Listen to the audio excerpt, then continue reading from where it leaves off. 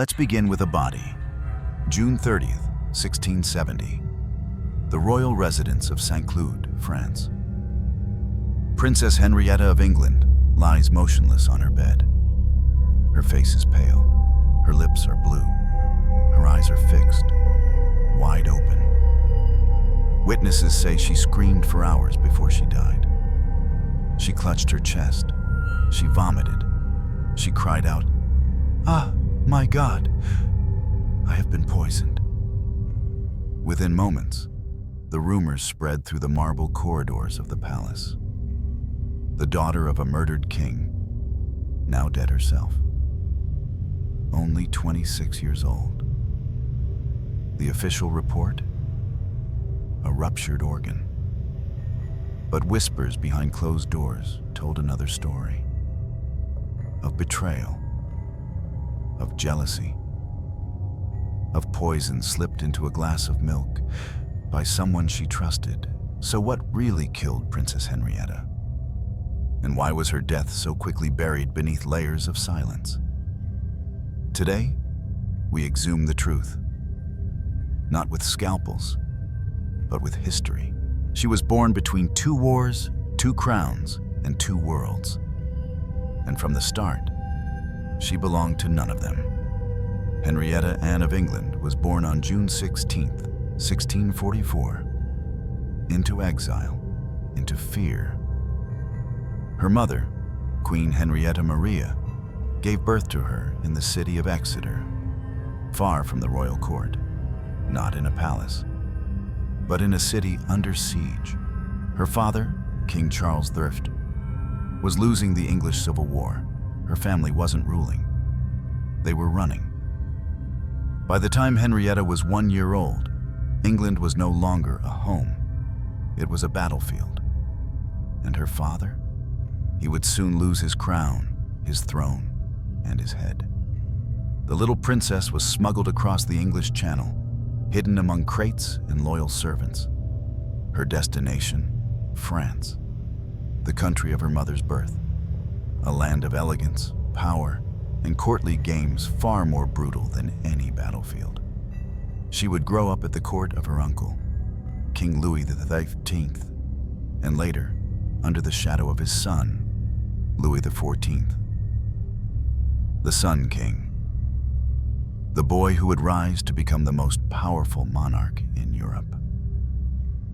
While Henrietta remained a guest, a royal without a kingdom, a girl with no country to call her own. But she had something else. Beauty, wit, and the kind of charm that kings noticed. She spoke fluent French and English. She danced like she was born to music. And even though she came with no real dowry, no powerful army, and no land, Henrietta had one priceless asset: blood. She was the daughter of a Stuart king and the niece of a Bourbon one. She could be the key to peace, or the fuse for another war. And for a moment, that made her powerful. Everyone smiled. Everyone bowed. But no one truly embraced her. Not the English, who saw her as a French pawn. Not the French, who whispered behind her back, mocking her English birth and dead father. So she learned early. Charm is armor. A smile could disarm a rumor. A gentle voice could soothe suspicion. She studied every glance. She memorized every shift in tone. And she mastered the art of survival in royal courts. Still, in stolen hours, far from the mirrors and politics, Henrietta was just a girl. She wrote poems, she played the lute. She once described the scent of roses at night as the sound of home I never had. She loved animals, especially a small white dog named Susie, which means worry. Even in comfort, she carried fear. By the time she turned 15, she had already lost a father to execution, a homeland to revolution, and a sense of safety that most children never have to question. But there was hope, brief and brilliant. When the monarchy was restored in England in 1660, her older brother Charles returned as king. The Stuarts were back, and Henrietta, she wasn't just a princess in exile anymore. She was now the King of England's sister. For the first time in her life, she had value. And for a royal woman in the 17th century, value meant marriage. Not love, not freedom, but alliance. So when the court of France proposed that Henrietta should marry Philippe, Duke of Orléans, brother to Louis XIV, it wasn't a question. It was a command written in silken gloves and formal letters. A princess raised in shadows would now walk into the heart of Versailles. Not as a guest, but as a duchess, as a wife, as a weapon of diplomacy. It sounded like a dream. But dreams in royal courts often rot faster than fruit in the sun. She didn't marry a man. She married a kingdom's agenda, and the wedding bells echoed with the sound of buried knives. In March 1661, the grand salons of the Louvre were draped in gold.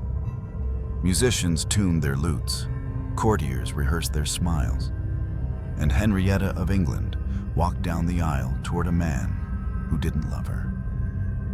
Because love had nothing to do with it. She was 17. Philippe of Orléans, her cousin and the younger brother of Louis XIV, was 20. Flamboyant, jealous, infamously insecure. He wore pearls and painted his face with rouge. And unlike Henrietta, Philippe had no need to hide who he was. He was known for surrounding himself with beautiful young men, favorites they were called. Like the dashing Chevalier de Lorraine, who rarely left his side. But politics didn't care who Philippe preferred in his bed. The court needed heirs, and Henrietta had a womb. So they were married in grand ceremony, under the golden gaze of France's royal family and the suspicious eyes of foreign ambassadors. To the public, it was a celebration of peace between England and France, a gesture of unity after decades of religious war and bloodshed. But beneath the silks and the blessings, everyone knew what this was. A transaction. Henrietta was the coin, and her happiness was never part of the price. Still, she smiled. She always smiled. The first months of marriage were full of performance. She fulfilled her role: a duchess, a wife, a future mother. She attended court, gave generous gifts, and wrote charming letters to her brother, King Charles II. Her grace impressed even those who once mocked her foreignness. She quickly became a favorite of Louis XIV himself, her brother-in-law, the Sun King. He admired her intelligence, her wit, and her ability to navigate the poisoned waters of court life without ever appearing to swim. But power, even the soft, feminine kind, makes enemies. Philippe, her husband, was not amused. He hated how his wife stole attention. He resented how Louis invited her for long walks in the gardens while he was ignored. He suspected everyone. And the Chevalier de Lorraine, the man who ruled Philippe's heart, began whispering into his ear with venom. "She wants the king for herself," he'd say. "She's dangerous, English, cunning." Soon Henrietta found herself trapped in a triangle she never wanted. Her husband grew cold, then cruel. He forbade her from speaking privately with Louis. He ordered her ladies-in-waiting to spy on her. He spread rumors that she was having affairs, first with the king, then with ministers, even with her own doctor. But in truth, Henrietta had no lover. She had no one. She lived in the grand Château de Saint-Cloud, but her chambers felt like a prison. Even her personal servants were chosen by Philippe. Her letters were opened, her movements tracked, and every conversation she had could be twisted, recorded, used against her. In public, she played the role of the perfect duchess. In private, she wrote lines of poetry in secret notebooks. A throne is but a seat of splinters, gilded with dust. She did her duty. She gave birth to 2 daughters. She continued diplomatic correspondence between England and France, acting as a quiet bridge between 2 crowns. And then, in 1670, she was given a new task. She would travel to England, her childhood home, to finalize a secret treaty between Louis XIV and Charles II. A treaty that would change Europe forever. And she did it brilliantly. Charles was moved to tears when he saw her again. After years apart, they embraced not just as royals, but as siblings who had shared war, loss, and exile. He trusted her, and she did what no diplomat could do. She got him to sign. The Treaty of Dover was sealed. But when Henrietta returned to France, her victory was not celebrated. It was feared. Because now she had proven herself more than ornamental. She was a woman of influence. To Philippe, to the Chevalier, and to those lurking behind velvet curtains. That made her dangerous. The walls of Versailles had ears. But what terrified Henrietta most was that they also had mouths. By the summer of 1670, Princess Henrietta was no longer just a duchess. She was a diplomat. A woman who had brokered the Treaty of Dover between England and France in secret. And in doing so, she stepped into a world she was never meant to walk. A man's world. A dangerous world. A world of secrets too heavy for a woman to carry safely. When she returned to the Château de Saint-Cloud after her triumphant journey to England, the air felt different. Colder, sharper.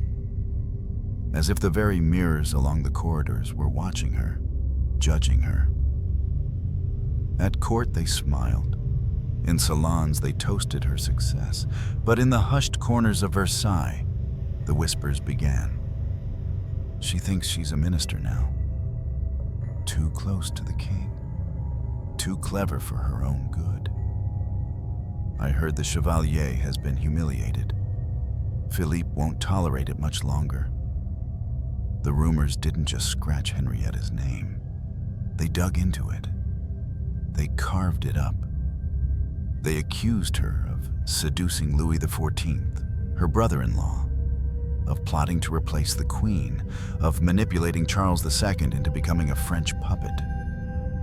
And perhaps most painfully, they began to question her virtue, not just as a wife, but as a woman.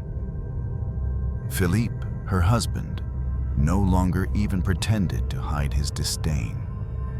He paraded his lovers publicly. The Chevalier de Lorraine, emboldened by the Duke's jealousy, started using his influence not just socially, but tactically. He arranged for Henrietta's closest ladies-in-waiting to be replaced.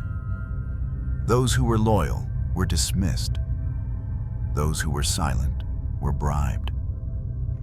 She began to live in silence. Her conversations were interrupted. Her mail went missing. Her meals began to taste strange. Henrietta, always elegant, always composed, began to change. She became pale, withdrawn. She skipped meals, walked less, and often stood by windows for hours without speaking. At night, she was seen pacing her chambers in her nightgown, clutching a small cross. A priest was summoned more than once, not for confession, but for comfort. She wrote to her brother, Charles II, more frequently now. And though her letters were still diplomatic in tone, the edges had begun to fray. I am well in body, but not in heart. There are shadows here that do not move with the sun.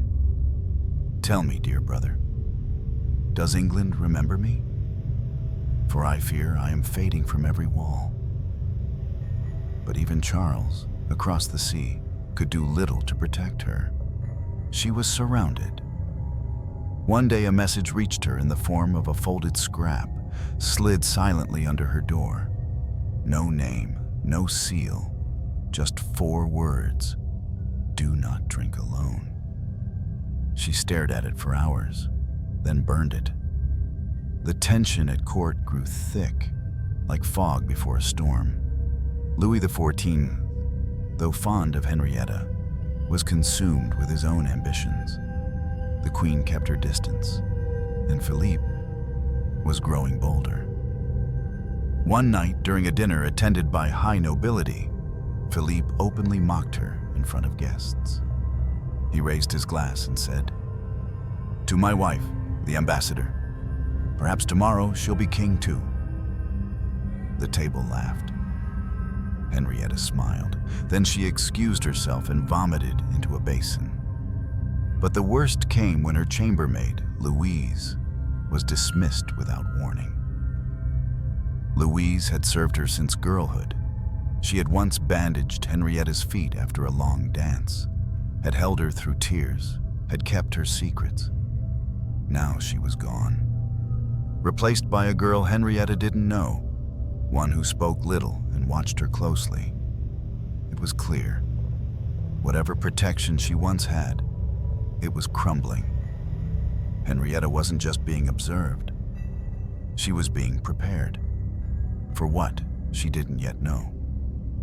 But the whispers had become louder than words, louder than prayers, louder than reason.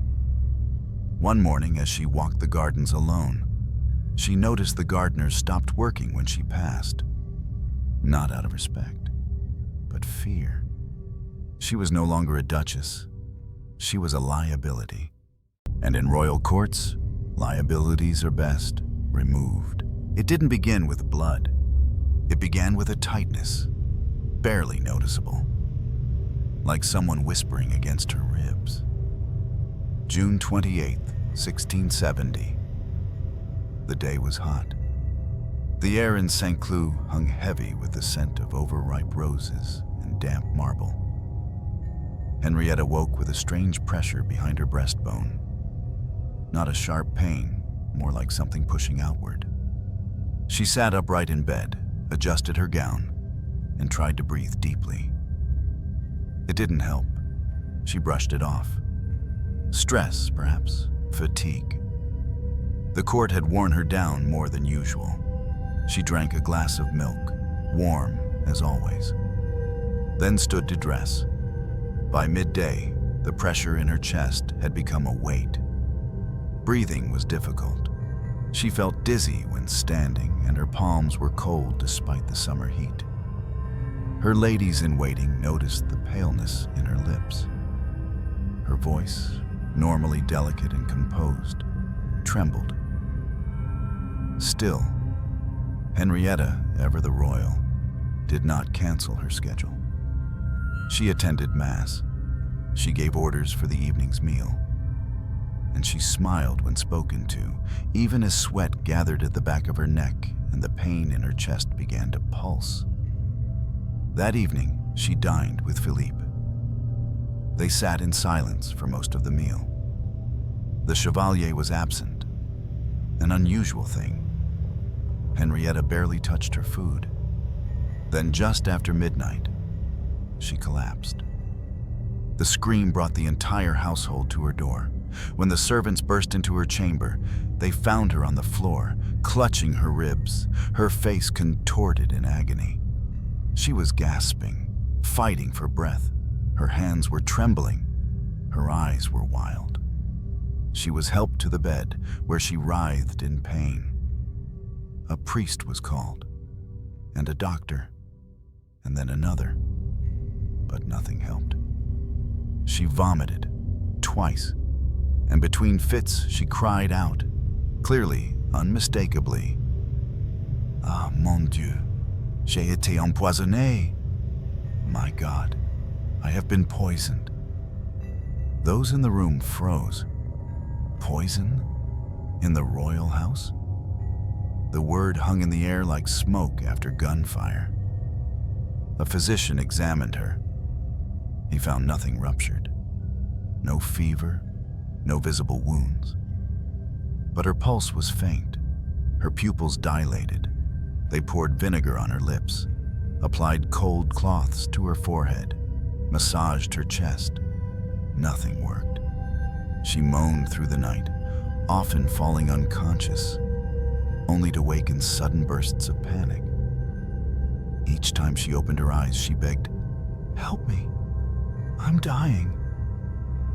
And still, they hesitated, because to call it poison was to call someone guilty, someone close, someone powerful, so they searched for any other answer.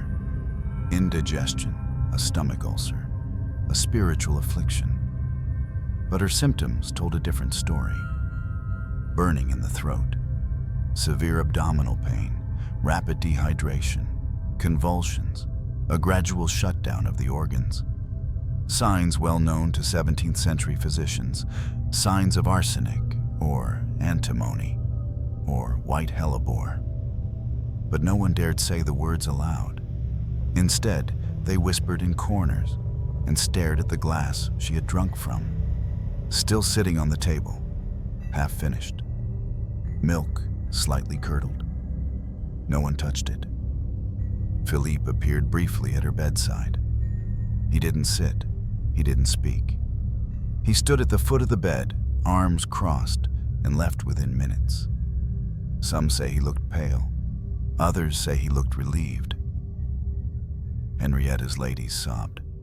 Her maid Louise, who had been dismissed weeks earlier, was nowhere to be found. The new servant remained silent, unmoving, watching. By morning, the palace was tense. Word had reached Versailles, a royal duchess, dying, possibly poisoned. But no formal investigation was opened. Not yet. Not while she was still breathing. And she was. Barely. Her final coherent words came just before dawn. "I am not ready." Then her body began to shut down. Her limbs went cold. Her skin turned bluish at the fingertips.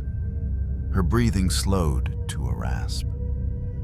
Blood vessels burst beneath the skin of her legs, darkening her once pale complexion. By midday, she was slipping into unconsciousness. No one expected her to wake again, but she did, once more, around noon.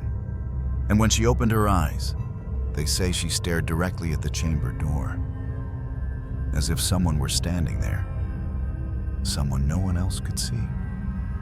She closed her eyes and never opened them again. The scream didn't sound human. It tore through the palace like fabric ripping in the dark. But no one moved, because in royal courts, silence is safer than sympathy. It was past midnight, June 29th, 1670. The silk curtains of Henrietta's bed danced slightly in the summer breeze. But inside the chamber, the air was heavy, thick with sweat, candle smoke, and the scent of something metallic. Something rotting. Something wrong. Henrietta was still alive, but barely. The priest stood in the corner, clutching his crucifix, mumbling prayers beneath his breath. The physician hovered over the bed, wringing his hands, muttering incoherently about unusual symptoms and internal corrosion. The servants stood along the wall like statues, unsure if they were witnesses or suspects.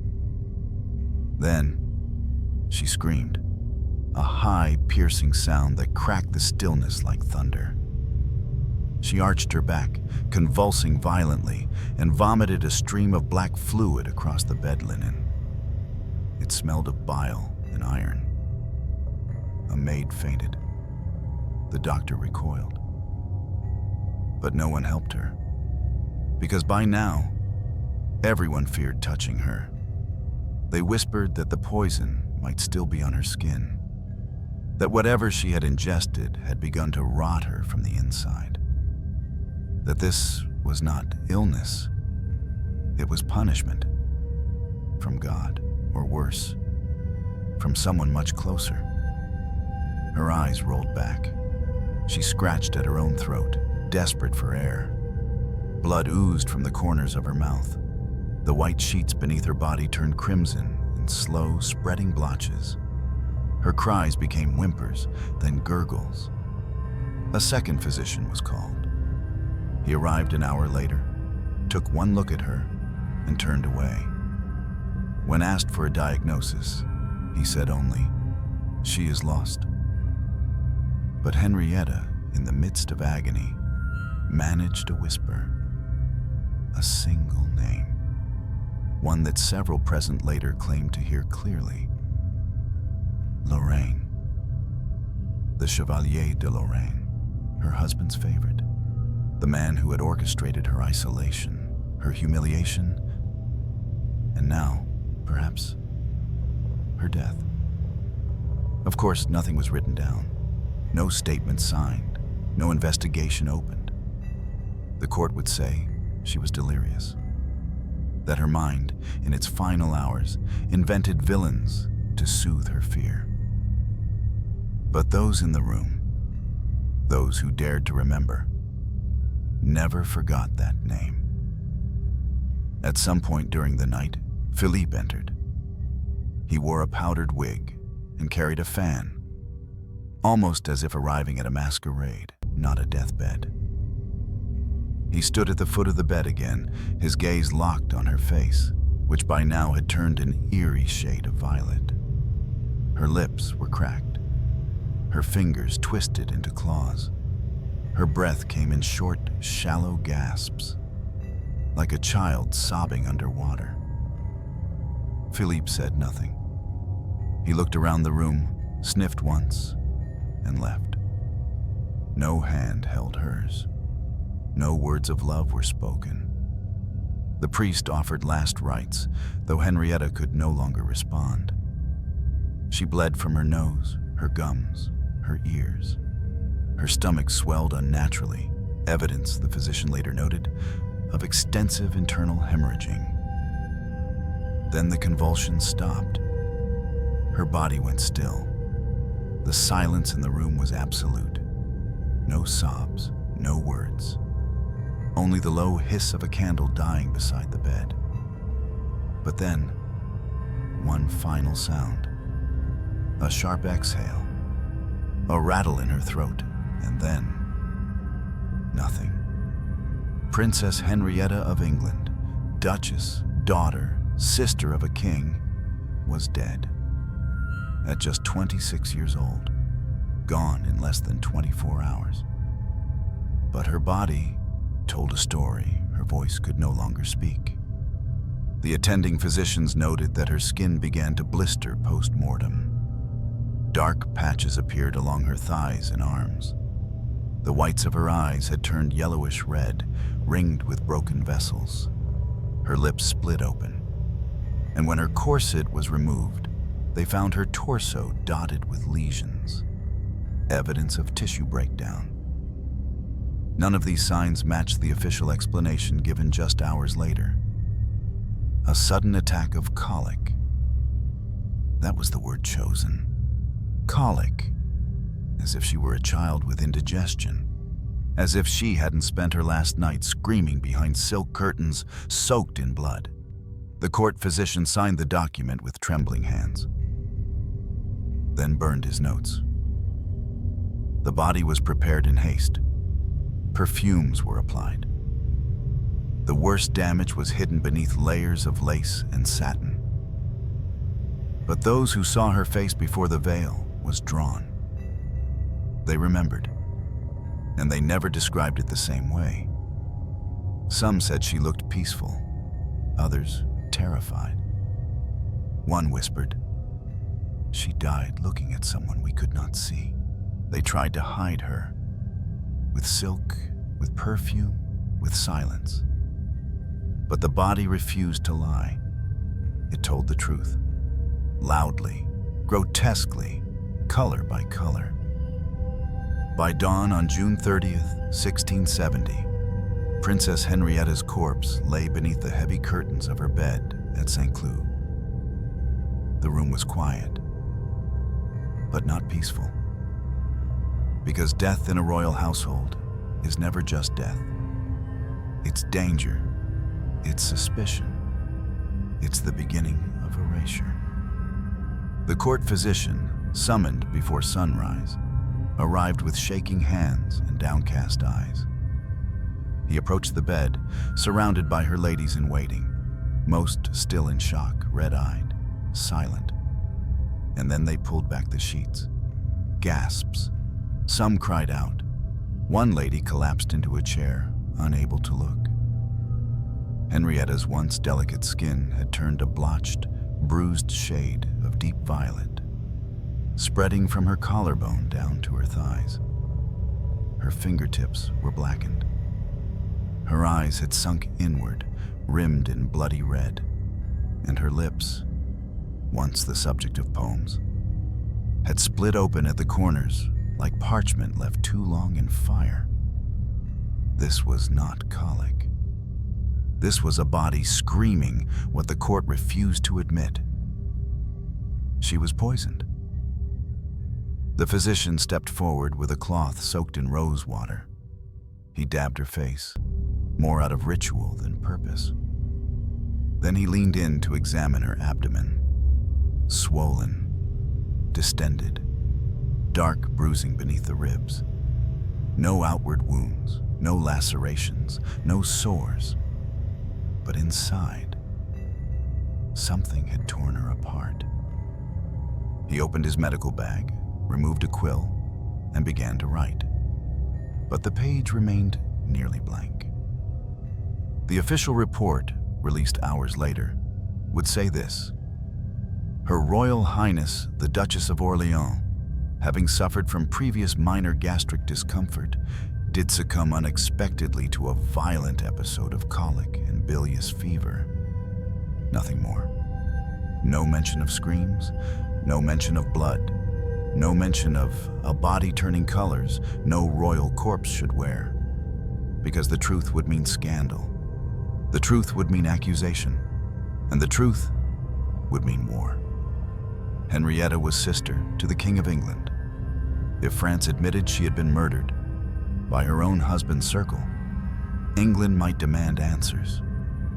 Or worse, retribution. So the court chose a different path. Silence. Orders were given to embalm the body immediately. But when the physicians began, they recoiled again. Upon opening the abdomen, they discovered that her intestines had turned black. Her stomach lining was disintegrating. The internal organs emitted a foul, unnatural odor. And yet, the embalmers were told to proceed quickly, quietly, thoroughly.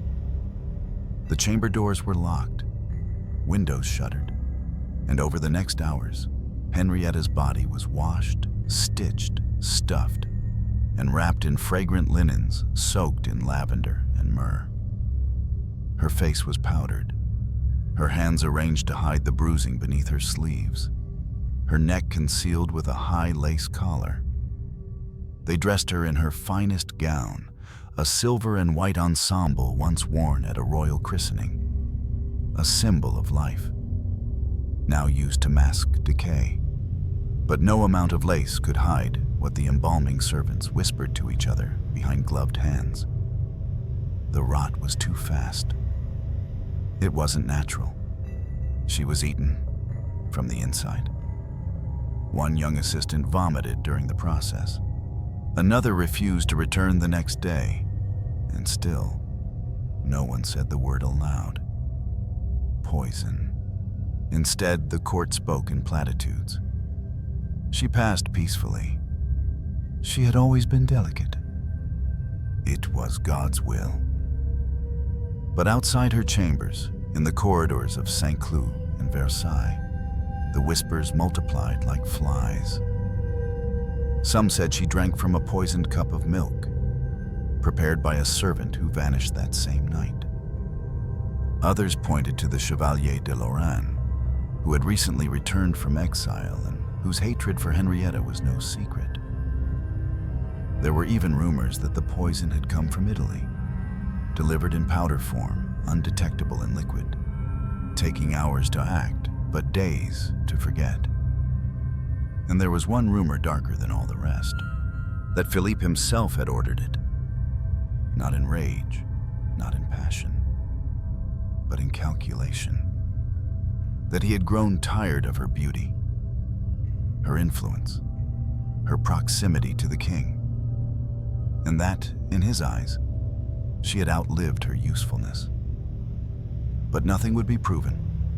No investigation was launched, no arrests made, no autopsy declared. Because kings cannot afford scandal, and queens cannot afford grief. So they planned a funeral, fast, lavish, and empty of meaning.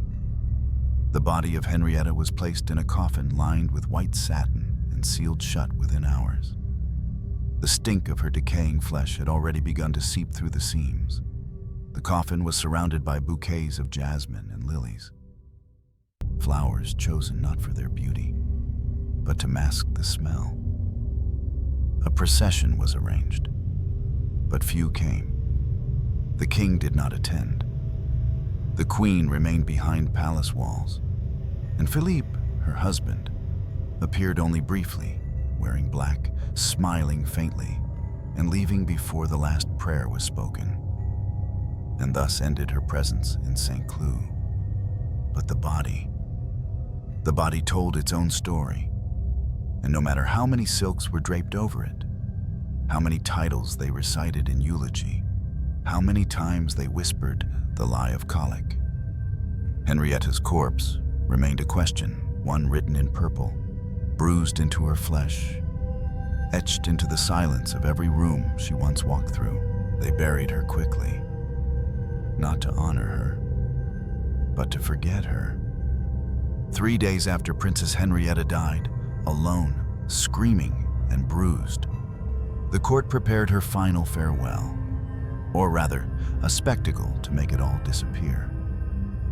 At Versailles, the official announcement came wrapped in golden calligraphy. Her Royal Highness, Henrietta of England, Duchess of Orléans, passed peacefully in the presence of family and attendants. A solemn funeral will be held in Saint-Denis, as befits her station. But those who had been at St. Cloud knew the truth. There had been no peace. There had been no family.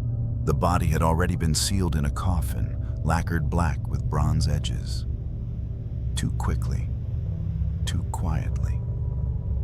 And now it sat in the palace chapel, surrounded by white lilies, white candles, and white silence. The scent of rotting flesh, even beneath the perfumes, lingered like a whispered accusation. Few came to see her. A handful of courtiers passed through out of obligation. Some knelt, some bowed, none lingered. The queen did not visit. The king, Louis XIV, sent a wreath. But no words, no public mourning. He was too busy preparing a banquet for foreign ambassadors that same week. A treaty had been signed, after all. France and England were now allies. The dead must not ruin the celebrations of the living. Philippe, her husband, appeared briefly at the chapel door. He was dressed in mourning black, a lace handkerchief folded neatly in one hand. But he didn't cry. He didn't approach the coffin. He stood at a distance, whispered something to his valet, and left. Witnesses said he looked bored. One recalled hearing him complain that the candles were too dim. Outside the palace, the people had heard whispers, rumors of poison, of screams, of betrayal. But they also heard what they were meant to hear: colic, a frail woman, a tragedy of nature, not of men. And so, when the funeral procession began, there were no crowds, no wailing widows, no flowers thrown from balconies, just silence. 6 guards carried the coffin out of the chapel at St. Cloud. 2 priests led the way with swinging censers. A choir hummed low, their voices swallowed by the marble halls. No one followed. Her ladies-in-waiting, once close as sisters, were either dismissed or too frightened to be seen near her name. The coffin was placed onto a carriage lined with velvet and drawn by black horses. No royal insignia adorned the carriage. No banners flew. And then she was gone. Taken from the palace she once called home, rolled down quiet roads, escorted by a few silent riders. Not a queen, not even a duchess, just a problem, being moved out of sight. She arrived at the royal necropolis of Saint-Denis by dusk. Saint-Denis, the ancient burial place of French royalty. Kings and queens laid to rest beneath cold stone. Names etched into tombs that tourists now walk past without stopping. Henrietta was placed in a side crypt, not near the queens, not near the kings, but beside minor nobility and forgotten infants. Her name was carved in Latin, but no epitaph was written, no quote, no poetry. Just Henrietta, sister of Charles II, wife of Philippe. As if that was all she ever was. As if the girl who once danced in white gardens, who brokered peace between 2 thrones, who died vomiting black blood and whispering Lorraine, had never existed beyond those roles. Inside the crypt, the priests read the last rites. Dust to dust, ashes to ashes. But ashes never lie. And what they buried wasn't just a woman, it was a warning. Because everyone at court knew what had happened, but no one said it aloud. They couldn't. The consequences would be too large. So they buried her quickly, cleanly, without questions. And for those few who dared mourn in secret, there was only one phrase they would repeat behind locked doors. She deserved better. But in Versailles, that didn't matter. What mattered was that the threat was gone. The English rose had wilted, and the games could continue. Philippe remarried. The Chevalier de Lorraine returned to court, reinstated with honors. And France forgot Henrietta. Officially, publicly, permanently. Her brother Charles in England received the news with solemnity. But even he, trapped in his own politics, did not demand an investigation. He wrote a letter of condolence. He funded a chapel in her name. But the alliance with France was more important than justice. And so, the girl who had once united 2 crowns was now 6 feet beneath stone, with no crown of her own. In the weeks after her death, the corridors of Versailles remained spotless. But behind the clean marble, there was rot, not from her corpse, but from everything they refused to admit. The official story, by July 1670, had been locked in place, like her coffin. Henrietta of England died of a sudden colic. It was simple, sanitized, safe. But not everyone accepted it. In England, whispers reached the ear of Charles II. His beloved sister, dead at 26, screaming of poison. Even for a king as politically cautious as Charles, it was too much to ignore. He sent a formal request, a private message to Louis XIV, couched in royal courtesy but carrying the weight of blood.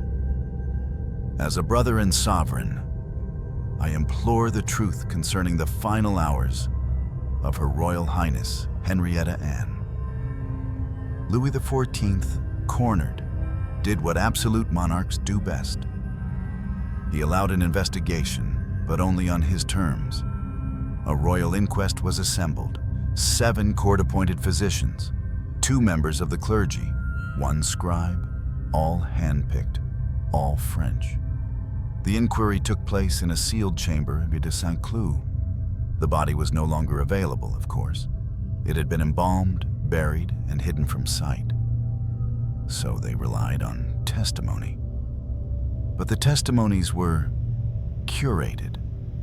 The new maid who had been placed in Henrietta's service shortly before her death. Gone.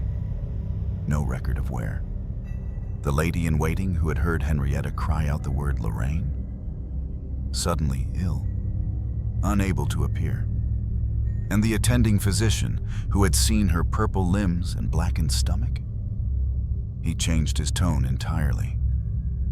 Her Highness had long suffered from a weak constitution, he declared. She had complained of indigestion in recent weeks.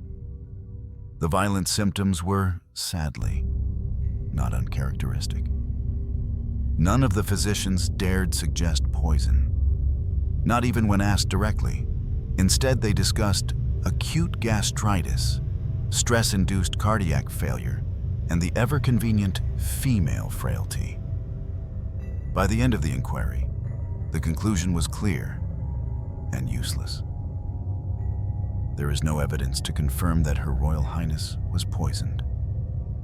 Her death, while tragic, was the result of natural internal complications.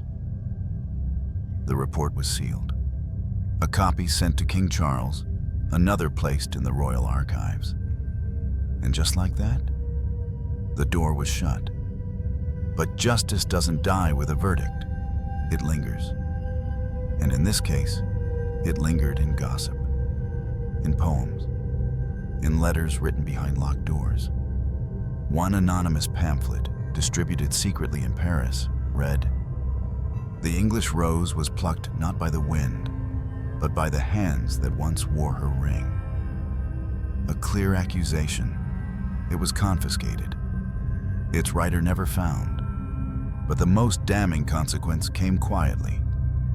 When Charles II banned the Chevalier de Lorraine from ever entering English soil. No public statement, no direct blame, just a silent decree that spoke louder than any investigation. Philippe Aumônier, for his part, remarried within 2 years. His new bride was a Bavarian princess, less politically dangerous, more easily managed. The Chevalier remained by his side. Henrietta's name, meanwhile, began to fade from official documents. She was remembered as a footnote, a wife, a sister, a duchess. Rarely as a victim, never as a martyr. No statue was erected, no official mourning period extended, no day of remembrance declared. The portrait of her that once hung in the royal gallery was moved to a smaller hallway, then to storage, then lost. Only a few letters remained, preserved by her brother in England.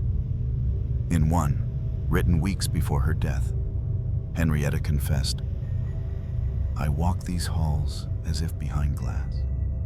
I see all, speak nothing, and wonder which smile may kill me first."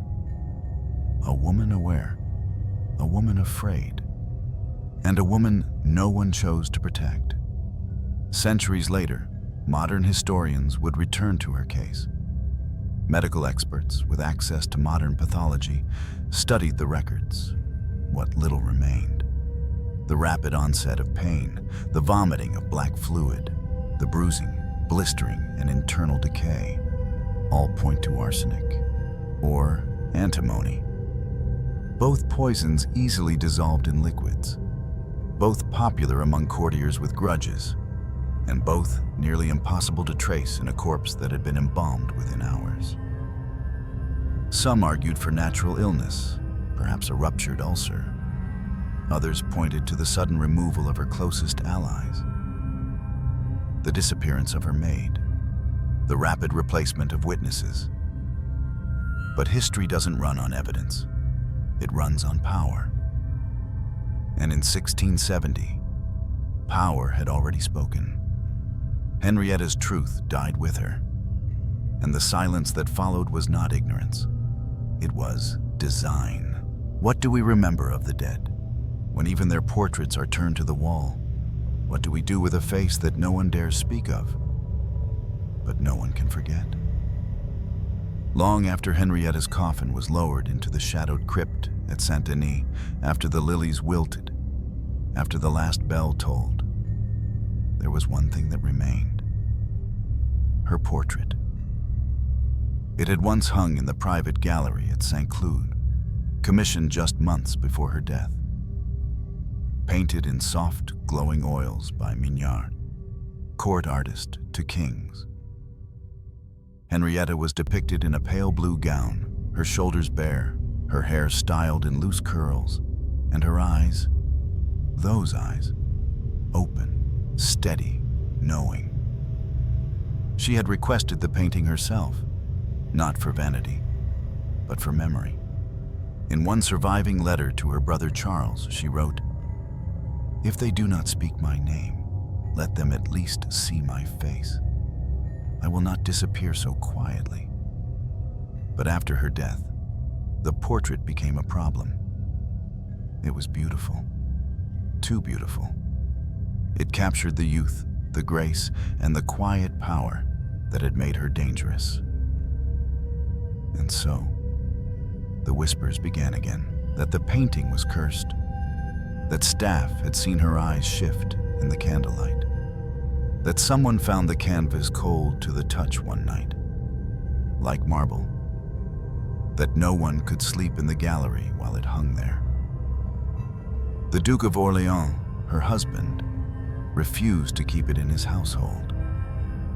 He had it removed from public view. No explanation, no ceremony. It was moved to a lesser corridor, then to a servant's hall, and finally, it was packed into a wooden crate and stored in the archives beneath Versailles. Not destroyed, but hidden, like a wound beneath royal silk. And that's how Henrietta lived on. Not in history books, not in ballads, but in storage. Her name was erased from royal inventories. In French court records, she became merely the first wife of Philippe. No mention of her diplomatic work, no recognition for brokering the Treaty of Dover. Just a title. And then, silence. In England, her memory fared no better. Though Charles II mourned her privately, he too moved on. Politically and personally, no monument was built, no portrait displayed in the royal palaces. She was not forgotten maliciously. She was forgotten conveniently. Because to remember Henrietta was to remember what had been allowed to happen to her.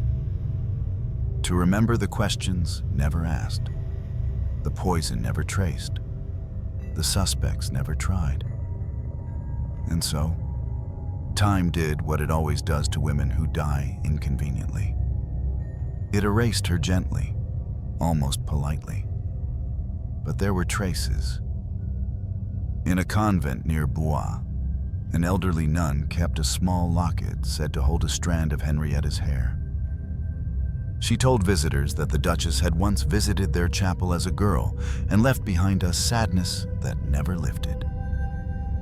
No one verified the story, but no one questioned it either. In a country estate in Dorset, a letter was discovered nearly 2 centuries later, written by a chambermaid who had served Henrietta for 1 year. She wept once, only once, when no one saw but me. And she said, "They will not kill me with a sword. They will kill me with their smiles." But most haunting of all was the rediscovery of the portrait.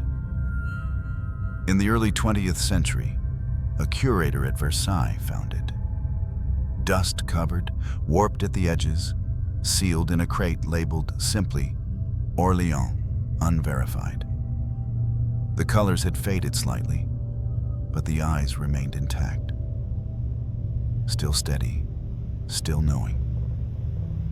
The curator, unaware of its significance, placed it briefly in an exhibition of forgotten royals. Few visitors stopped. Most walked past without comment. But one woman, an elderly English historian, paused and whispered, "That's her, the one they wouldn't speak of." The portrait was taken down a week later, insufficient interest, and returned to storage, and so it remains, somewhere beneath the marble and gold, among crates and dust and forgotten frames. Her final resting place was not a crypt. It was a canvas no one would hang. And perhaps that is the cruelest kind of death. Not the body turning purple, not the silence of a courtroom, not the closing of a coffin, but being erased while still being watched, being seen and still invisible. They said she died of colic, but she died of something older, something colder. She died of being in the way. Henrietta of England was not the first woman to be erased, and she wouldn't be the last.